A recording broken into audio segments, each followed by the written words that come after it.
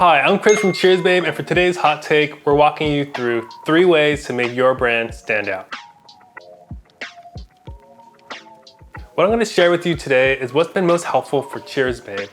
It really helped us grow from 1 person to a staff of now 6 people. So if you're a business owner, a new brand, or just have some kind of business idea, this video is for you. Everyone defines branding a little differently, and this is how I like to define it. Branding is how you feel whenever you look at a brand, whenever you hear about it, whenever you think about it. Check this out. When I say the word Target, you have a certain feeling.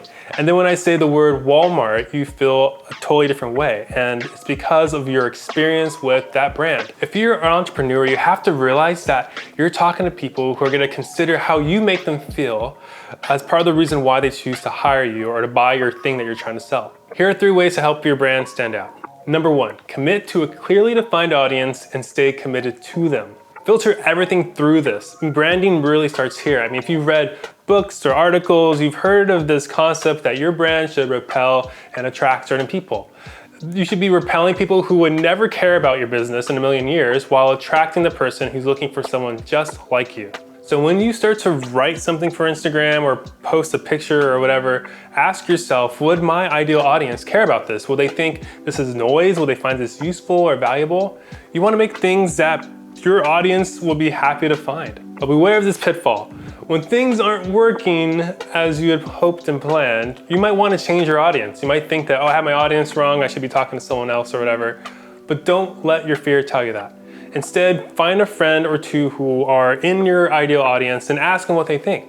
Ask them to look at your brand and tell them, like, do you like this? Like, are you attracted to this thing I'm making?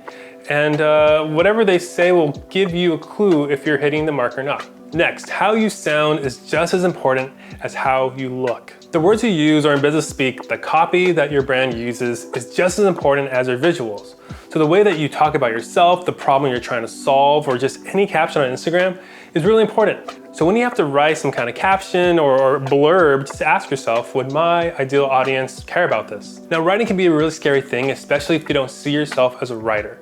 But let me just encourage you and say that the more that you write, the better you'll get at it. You'll get faster, you'll be just more well-versed at describing your brand. Try this out the next time you feel stuck.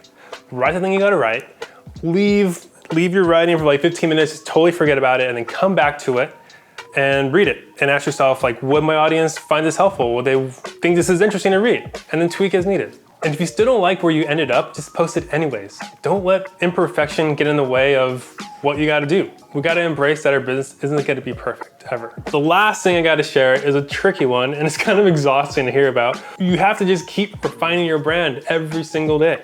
As you start to bring your brand to life, your first iteration of it might not be very good. It might just be okay, you know? And we just have to be okay with that and just push through and tell yourself that every day you're gonna make that brand better.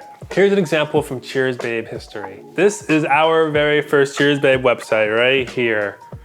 It's not very good. We tried our best, but this is years ago. This is way back when we were just like baby entrepreneurs. And you can tell that we had an audience in mind. We had a point of view. We just didn't know how to really communicate it yet. Our second website was better. It was definitely an improvement. We're still talking to our same audience. We had the same kind of brand voice, but we were just better at it. We just knew how to show that off better. So our third website, we were finally getting somewhere. I mean, it's not bad looking, but then that takes us to today's website, which we're much more proud of. And I think we're finally at a point to where the changes we make now are gonna be more subtle. We've really found our pocket of how we want to look, and now it's just doing small tweaks here and there just to really find better ways to explain something or to put a client's worries at ease. I show you all these examples because if we stuck with our very first attempt, it would have had such a negative impact on our business. I mean, we were willing to go through all the hard work of redoing our site at least once a year, sometimes twice a year, because we're just so passionate about getting this right. And speaking of new websites, if you want to glow up your brand with a beautiful new website or rebrand, then DM us or go to cheersbayphoto.com/branding and find out how you can take your website to some next level realness. All right, that's enough for one video. I talked way too much. Let us know if you liked this video, like it, comment, tell us what you want to see in the next hot take, and we'll see you later.